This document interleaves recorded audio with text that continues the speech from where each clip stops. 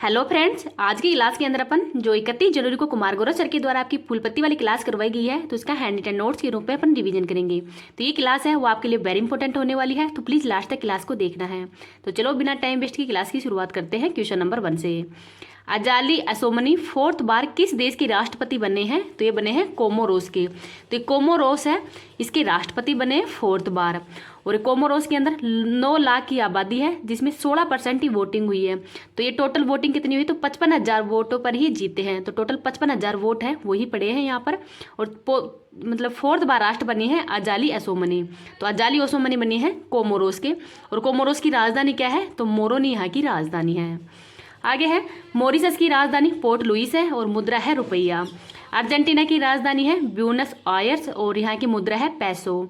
Malaysia की राजधानी Kuala Lumpur है और रिंगिट यहाँ की मुद्रा है। हिंद महासागर के सबसे बड़ा द्वीप कौन सा है? तो मेडागास्कर है। तो जो मेडागास्कर द्वीप है यहाँ पर ये जो कोमोरोस देश है यहाँ पर ही है, मेडागास्कर के पास में ही। तो इसको भी याद रख लीजिएगा। ललन टॉप क्वेश्चन देखते हैं।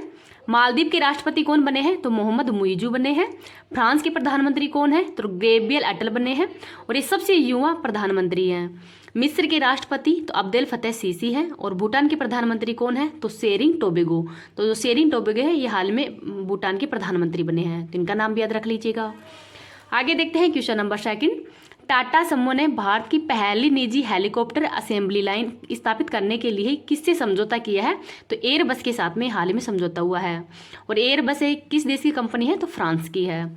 तो हाल ही में टाटा और एयरबस के मध्य समझौता हुआ है। तो जो C295 परिवहन विमान है, ये पहला परिवहन स्पेन से भेजा गया है। और ये एयरफोर्स के अंदर जो झांकी है, एयरफोर्स की जो झांकी थी उसमें C295 इसका ही जो झांकी वो निकाली गई थी। और एयरबस है ये H125 हेलीकॉप्टर है। और ये हेलीकॉप्टर असेंबली लाइन जो कि सिंगल इंजन का यूज किया गया है और इसका उपयोग है वो आपातकाल या आपदा राहत के अंदर ही किया जाएगा। और इन दोनों का निर्माण है वो वडोदरा गुजरात में ही किया जाएगा। तो H125 हेलीकॉप्टर और C295 हेलीकॉप्टर है, इन दोनों का जो निर्माण है वो वडोदरा गुजरात के अंदर ही किया जा रहा है टाटा कंपनी के द्वारा। आगे है MiG-21 विमान ने अपनी अंतिम उड़ान वो कहाँ से भरी है? तो बाड़मेर के उत्तरलाई स्थान से ही। और बाड़मेर कहाँ पे है? तो राजस्थान के अंदर। परबल क्या है? तो एक लंबी दूरी की रिवॉल्वर है और इसका निर्माण कानपुर के अंदर किया गया है। प्रचंड क्या है? तो ये हल्का लड़ाकू हेलीकॉप्टर है। तेजस लाइट कॉम्बैक्ट एयरक्राफ्ट है LCA, तो इसका नाम भी याद रख लीजिएगा। नेक्स्ट देखते हैं क्वेश्चन नंबर 3। 75वें गणतंत्र दिवस की परेड पर ही 2024 के अंदर किसकी झांकी को पहला स्थान मिला है? तो संस्कृति मंत्रालय की जो झांकी है उसको पहला स्थान मिला है, इसको भी याद रख लीजिएगा। इस क्लास की PDF है वो टेलीग्राम पे डाल दूंगी। टेलीग्राम का लिंक इस वीडियो के कमेंट सेक्शन के अंदर पिन कर दूंगी, तो वहां से PDF वो प्राप्त कर सकते हैं। आगे है 26 जनवरी रिपब्लिक डे, तो आपकी बार 75वें नंबर का है। मुख्य अतिथि है एमएल मैक्रो जो कि फ्रांस के राष्ट्रपति हैं। इस बार की थीम क्या है? तो भारत लोकतंत्र की जननी और विकसित भारत, ये इस बार की थीम है। झांकी के अंदर टॉप संस्कृति मंत्रालय की झांकी है टॉप पे और इसकी थीम है भारत लोकतंत्र की जननी, ये इसकी थीम थी। और इस थीम के अंदर ही अंबेडकर जी संविधान की पहली जो प्रतिकृति है वो पहले राष्ट्रपति डॉक्टर राजेंद्र प्रसाद को भेंट कर रहे हैं, वो इस झांकी के अंदर दिखाया गया है। आगे देखते हैं इसरो की झांकी, इसमें चंद्रयान 3 को दिखाया गया है और लॉन्च किया गया था LBM 3 M4 के द्वारा ही 14 जुलाई को। और ये चांद की साउथ पोल पर लैंडिंग 23 अगस्त को करे हैं। तो 23 अगस्त को ही अब राष्ट्रीय अंतरिक्ष दिवस के रूप में मनाया जाता है। और जिस पॉइंट पर लैंडिंग किया है वो पॉइंट अब शिव शक्ति नाम से भी जाना जाता है। चुनाव आयोग, तो इसकी झांकी के अंदर ही EVM मशीन है, उसमें महिला की अंगुली पर स्याही लगी हुई है, उसको दिखाया गया है। और जो लोकसभा के चुनाव के अंदर ही लगभग 96 करोड़ जो मतदाता है वो भाग लेंगे, वो भी इस झांकी के अंदर ही दिखाया गया है।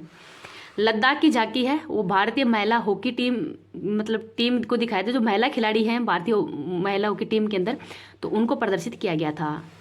नेक्स्ट है क्वेश्चन नंबर 4। अंतर्राष्ट्रीय वुशु महासंघ ने ही किसे वर्ष 2023 की महिला वुशु एथलीट घोषित किया है? तो इनका नाम है नोरेम रोसिबिना। तो जो रोसिबिना है इनको महिला wushu athlete of the year चुना गया है और ये मणिपुर की रहने वाली हैं और हाल ही के अंदर इनको अर्जुन अवार्ड भी दिया गया है।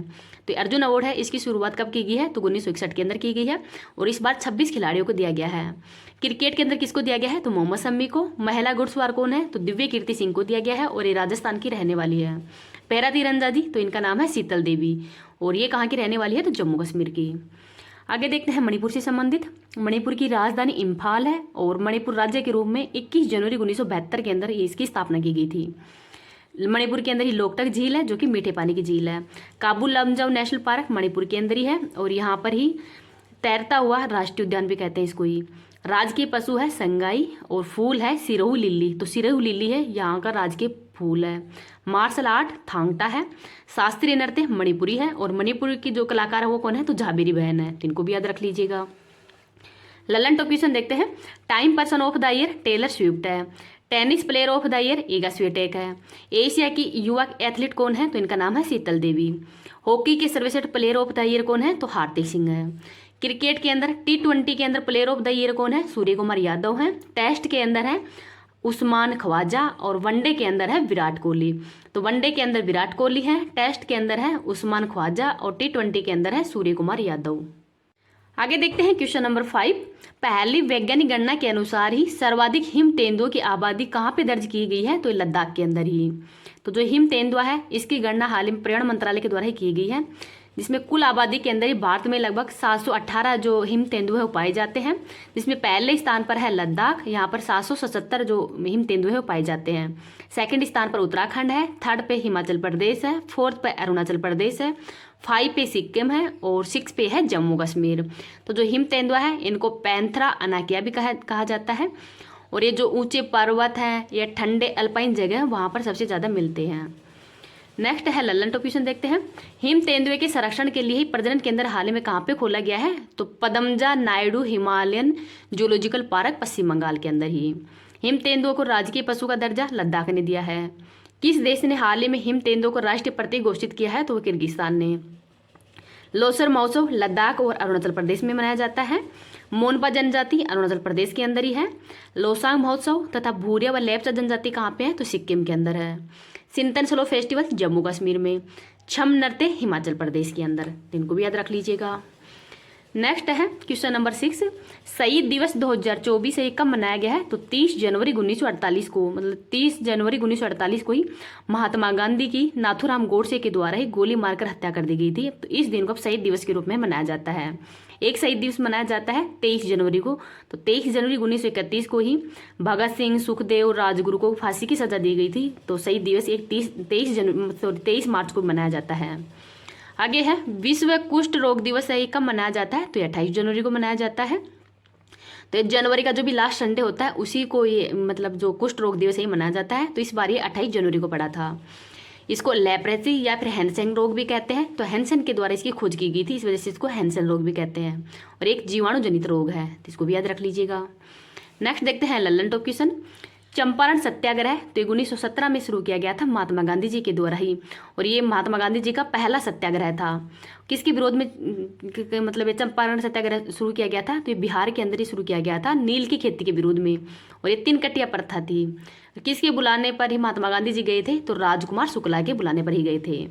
असहयोग आंदोलन तो 1 अगस्त 1920 को इसकी शुरुआत की गई है और महात्मा गांधी जी के द्वारा ही इसमें ही केसरी हिंद की उपाधि को त्याग दी थी। चोरी चोरा घटना 5 फरवरी 1922 को तो गोरखपुर उत्तर प्रदेश के अंदर हुई थी। इस घटना के कारण ही महात्मा गांधी जी ने असहयोग आंदोलन है वो वापस ले लिया था। आगे है ऑपरेशन जीरो ओवर, तो ये 9 अगस्त 1942 को ही भारत छोड़ो आंदोलन के समय शुरू किया गया था अंग्रेजों के द्वारा। तो ये 9 अगस्त भारत छोड़ो आंदोलन कब शुरू किया गया था, 9 अगस्त 1942 को। इस समय वॉइसरॉय कौन थे, तो लिनलिथगो वॉइसरॉय थे। नेक्स्ट है क्वेश्चन नंबर 7। वर्ष 2023 के अंदर ही दुनिया की सबसे ज़्यादा बिकने वाली कार निर्माता कंपनी कौन सी है, तो ये है टोयोटो।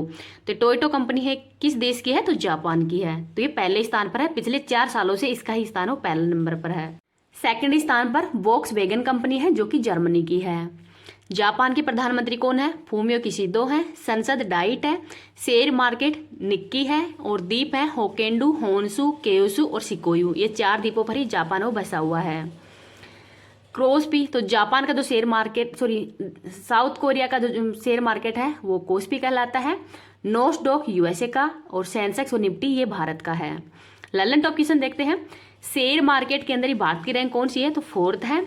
यूएसए, चीन, जापान के बाद में भारत की रैंक है और भारत ने किसको पछाड़कर 4th स्थान हासिल किया है, तो हांगकांग को।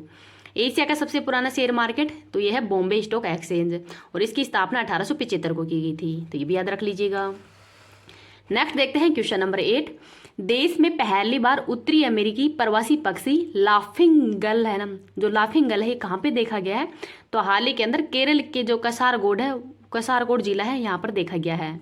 तो जो लाफिंग गल पक्षी है ये केरल के कसारगोड स्थान पर देखा गया है। और कसारगोड है ये पहला ऐसा जिला है जिसने कोई पशु पक्षी फूल पेड़ आदि सभी अपने घोषित किए हैं। आगे है लल्लन टॉप क्वेश्चन। हंसने वाली गैस कौन सी है? तो N2O नाइट्रस ऑक्साइड है।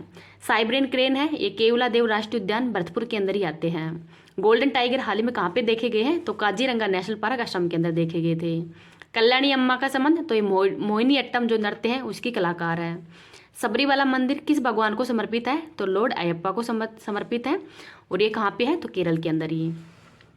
मोपला विद्रोह केरल के अंदर ही हुआ था 1921 के अंदर। मलयालम शास्त्रीय भाषा का दर्जा कब दिया गया था मलयालम को? तो 2013 के अंदर दिया गया था।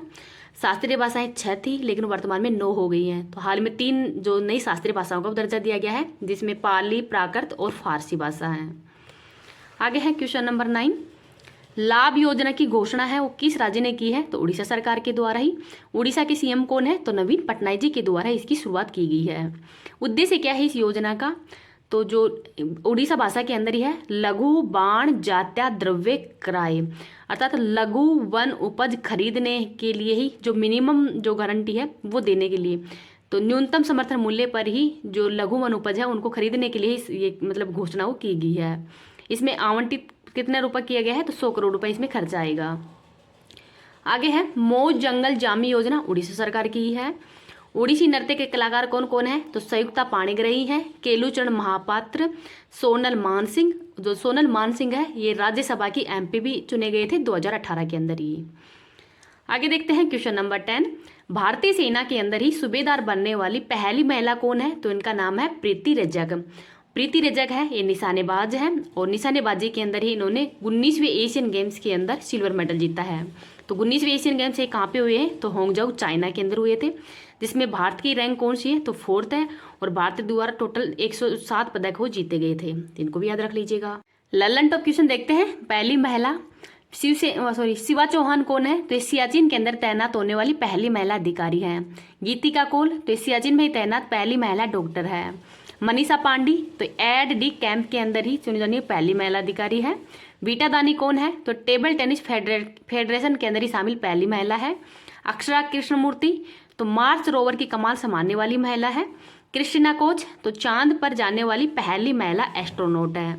प्रेरणा देवस्थली तो युद्धपोत की कमान संभालने वाली पहली महिला है और इन्होंने INS त्रिकंद की जो कमान है वो संभाली है। नीना सिंह कौन है? तो CISF की पहली महिला हेड है और ये राजस्थान कैडर की ही IPS अधिकारी है, तो इनका नाम भी याद रख लीजिएगा। क्वेश्चन नंबर 11 देखते हैं। तन्मय अग्रवाल ने ही घरेलू प्रथम श्रेणी क्रिकेट के अंदर सबसे तेज ट्रिपल सेंचुरी का बनाया वर्ल्ड रिकॉर्ड। तो वर्ल्ड रिकॉर्ड हाल ही के अंदर ही तन्मय अग्रवाल के द्वारा ही बनाया गया है, तो इनका नाम भी याद रख लीजिएगा। अब आज की क्लास यहीं समाप्त होती है। आपको ये क्लास कैसी लगी है प्लीज़ कमेंट सेक्शन के अंदर ही बताना है। और ये क्लास है वो आपको कंप्लीट देखनी है। कहीं भी किसी क्वेश्चन में कोई भी त्रुटि हो तो प्लीज़ मेरे को कमेंट सेक्शन के अंदर बता देना, मैं मतलब उसमें सही करके आपको PDF प्रोवाइड करा दूंगी। अगर किसी गलती मैं मतलब गलत बता दूँ और वो क्वेश्चन ही आपके एग्जाम में आ जाएगा तो आपके लिए भी बहुत बुरा होगा और मेरे लिए तो होगा ही कि मैं पढ़ा भी रही हूँ और फिर गलत बता रही हूँ। तो क्योंकि मतलब मनुष्य है, गलती तो हो जाती है, सबसे बताने में हो जाती है, लिखने में भी गलती हो जाती है, तो आप मेरे को बता देना। ठीक है, थैंक यू। आज की क्लास यहीं समाप्त करते हैं।